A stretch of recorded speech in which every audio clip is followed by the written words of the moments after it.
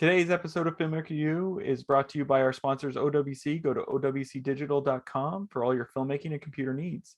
And it's also brought to you by our other sponsors, AJA. Make sure to check out aja.com so that you can see how they can help you in your post-production needs. Hi, I'm Gordon Brickell from Filmmaker U. At Filmmaker U, we create courses for film professionals to deepen and diversify your existing skill set. You can learn more at filmmakeru.com, or of course follow us on Twitter at filmmaker_u. Every week we interview a film professional to discuss their work, and this week I'm joined by VFX Supervisor Javier Romero, whose work includes Planet 51, Poseidon, and more recently Luck for Apple TV+. Welcome to the show, Javier. Hello, nice meeting you, Gordon. Great to meet you. Now, I have to ask, you worked on Luck for Apple TV. How has your luck been? It's been a movie. Well, I have to say, you never know if luck is good or bad, right? Things just happen. But one thing is true, I'm incredibly grateful and lucky for having working on this show. I learned a lot of myself, and I met incredible talented people during the movie, and I feel blessed and very lucky after these years in the show. Now, I would like to know, because you worked on show or a movie like Poseidon, but then you've worked a lot on animation. Mm-hmm.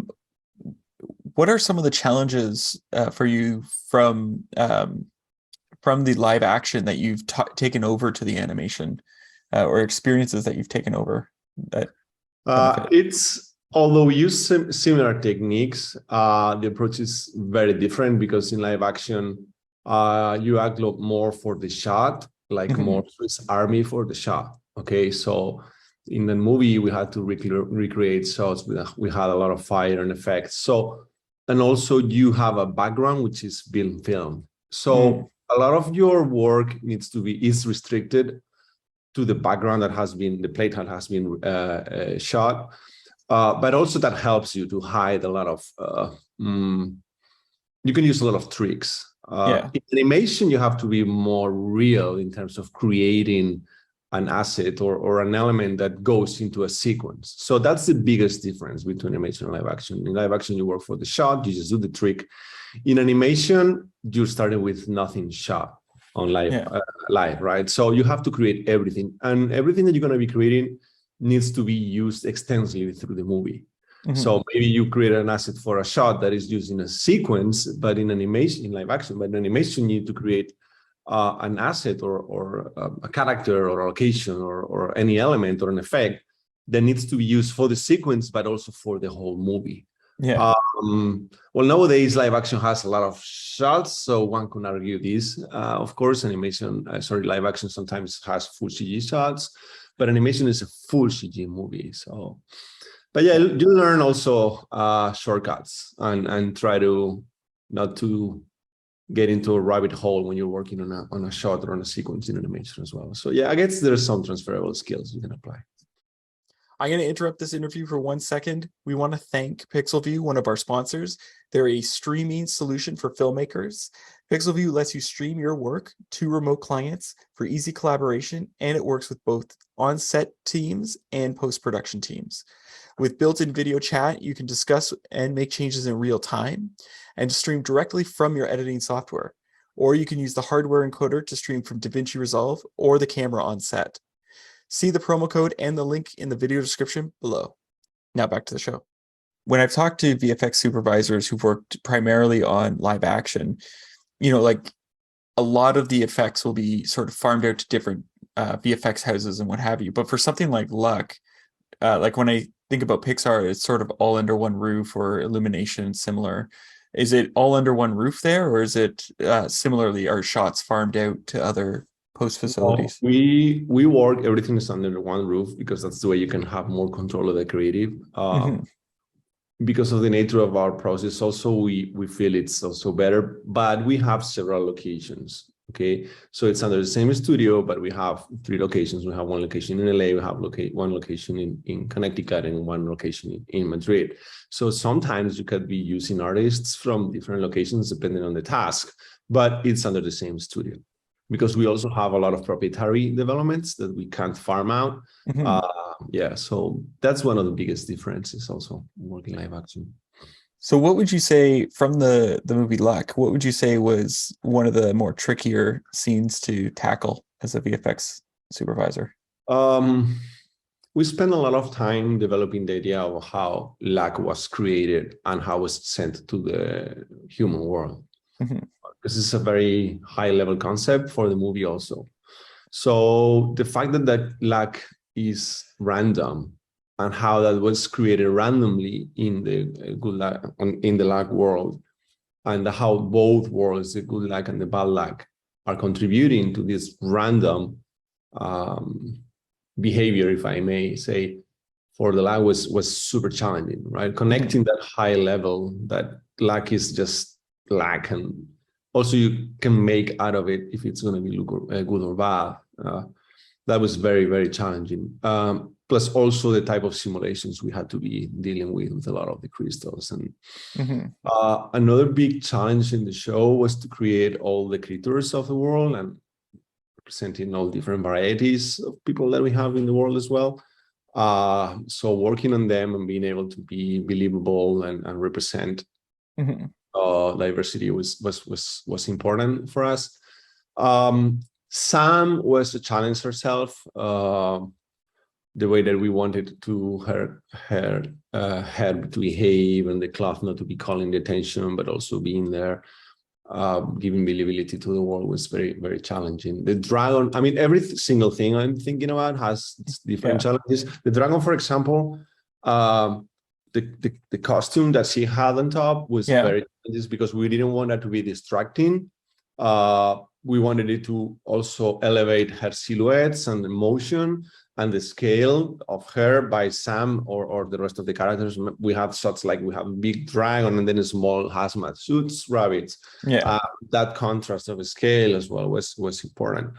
And the world itself, the actual good luck and bad luck world, and how they were connected to each other, and being able to produce two worlds, trying to reuse as many assets as we could, and not to make the bad luck world like an abandoned place, but a place where the creators are constantly trying to fix things and adapt to their luck. I really like that message in the movie.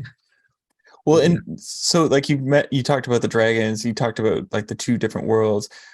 How do you approach creating something that isn't something that's in our real world, but make it feel real, right? Like, so how do you make the dragon's movement and stuff feel real if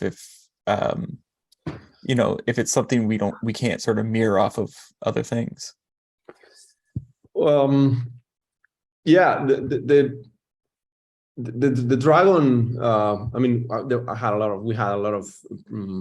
we wanted to give her a lot of importance because it was Jane Fonda, right? So we have a lot of respect for her, and she's got lines that I love when she says several of the different sentences that she's got with Sam. But yeah, for us, for example, at the beginning we were exploring if we wanted to do some sort of muscle simulation on the dragon, right?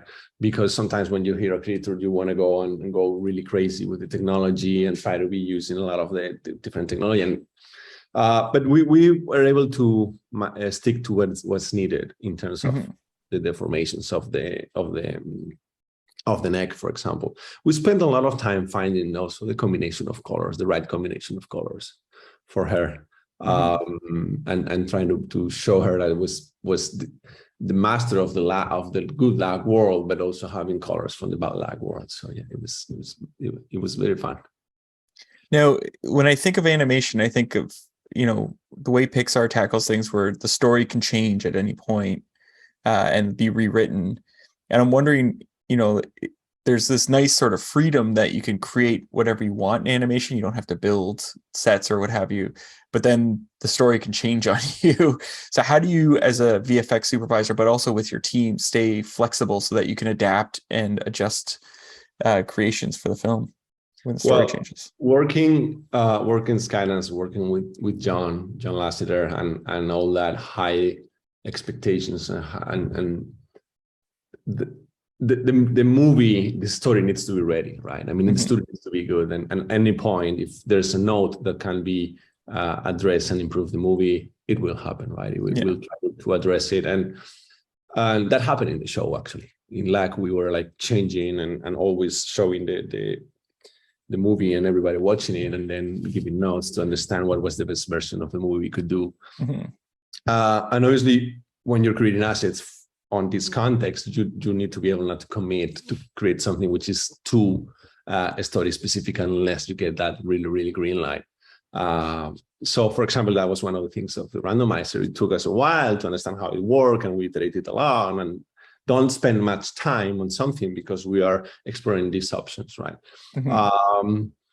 Yeah, at some point, you can have something that is pretty final, but then you realize, oh my God, this is a great node. It's worth doing it. So we spend the time, and then the team adapts to it. And I have to say that the team did it brilliantly several moments on the movie. And I think what we have out there is the best version of the movie we could ever do. So yeah, we keep that, we strive that at Skydance Animation to be always until the last moment trying to make the movie better. So this note came last night. Can we do this? And then yeah, we can do that. Great news, and then it's worth the effort because the movie is forever, right? So how do you keep on? Because like one of the things I've noticed with animations, like every time an animated movie comes out, they're like, here's this new piece of technology to make hair flow better, or here's this new software that we figured out so that water looks better. And it's constantly evolving to the point where like you might even have coders involved building things. So how do you stay on top of that so that you can say, hey, I've seen this thing over here, bring it in, let's make this look amazing. Well, I mean, during pre-production, of course, you start to address all the challenges that a movie might have. Okay, we have a challenge with effects, with CFX. We have a challenge with this particular character, right? So we make an evaluation, myself and the team, of course, and with the CG subs and department heads, and we regroup and discuss the technology available at that particular moment for the movie we need to do, right? And then you commit. You start to work, and then you commit, and you develop technology on top of that technology, in-house technology as well. So you're committing. At some point, you need to make a decision. Okay, this is what we have to use. Through a movie, several times you see, boom, oh my God, suddenly 6 months after you made a big commitment, this new technology shows up, and then you say, oh, I don't have time to implement it. Or you do have time to implement it, or it's worth the effort to stop and trying to implement it because it's going to give you value in, I don't know, more creative freedom or faster iteration, as you just said, in case there's a new node coming that we feel we need it. Or, wow, this just came out, let's test it. And then you realize in 4 weeks, let's do a sprint test. And then in 4 weeks, you realize, well, it's great, but I'm going to need more time to implement it, right? Yeah. And we have some of that, actually. In Sam's hair, we found some technology, and then we developed some technology for some more complicated shots of the hair because we realized that we were not achieving the results, right? So instead of having an artist fighting against the computer, you find a new technology, trying to put in front of that artist, and then you realize you achieve more results or faster results or more pleasing ones. So I think it's a combination. You need to keep an eye on top of it, and then sometimes you just let that go, and oh my God, I wish I had that. Or others, it's worth to use it, and then you find. Now, is there a particular scene that you really love from a story perspective in this that you had a lot of fun with? I loved what the animation team did when Sam just jumps into the lag world and dialogue and the acting of both Sam and Bob on the contamination too. I really love that. I also liked a lot at the end of the movie when Sam realizes that she can do something for this. She's been doing it forever. When Bob wakes her up as well, like, hey, you've been doing this for a while. I mean, she's tough on herself. And then the relationship of both of them, for me, it's very nice. It's brilliantly built, and the arc that Bob has through the movie also, I like it. I like it a lot. Now, there's another moment that I love, which is in the Bad Luck world when they're playing basketball. And then Rudy shows Sam behind. Oh, this is a big spoiler. Sorry, but okay. But well, there's a moment in the movie where Rudy explains to Sam that they adapt to lag. So they throw the ball, it burns, the basketball, it burns, so it's just flat, and they learn to play frisbee. Yeah. That is what I like. When well, I mean, this is happening in my life. I have to deal with it. I'm learning and I adapt to it. So I really like that moment as well. Well, I feel that you like that because that sounds like the job of a VFX artist. Because it's it's gonna Well, I that's mean, happened. Okay, let's figure I that. think managing frustrations is important. Like you mentioned about the performance there briefly. So how does like if you were working on set, let's say like with Poseidon, you might set up some stuff on set and then take it and finish it in post. But in this, you can adapt or adjust anything. So how did the actors' performances change or impact your work? Well, the animators use that as a reference. Sometimes, of course, the relationship between an actor and the character that he or she is cast for, I really like it because there's a team effort right there between the animator and the cast actor or actors in terms of creating that. So it's difficult. I mean, animators are actors, and I really, really, really admire their job and respect their craft, because I was back in the day an animator. Oh my God, that was difficult. I kind of worked it out for a while, but it's a very nice relationship how two persons working in different moments and time can be bringing a character to life. I think that's very nice. Now, I have one last question for you. What would you say is your favorite guilty pleasure film or TV show to watch? Of course, I love Star Wars. I guess it's not that much of a guilty, but I enjoy Empire Strikes Back a lot. Oh, that's a great film. Yeah, I love it, and I like the relationships of the characters, and I enjoy that. And I try to watch that once a year. Yeah. Well, thank you so much for letting me interview you today. Thanks a lot, Gordon. It's been a real pleasure. Thank you. And that's it for this week. Make sure to check us out at filmmakeru.com. And of course, follow us on Twitter at filmmaker_u. I'm Gordon Burkell. Thanks for watching. Today's episode of Filmmaker U is brought to you by our sponsors, OWC. Go to owcdigital.com for all your filmmaking and computer needs. And it's also brought to you by our other sponsors, AJA. Make sure to check out aja.com so that you can see how they can help you in your post-production needs.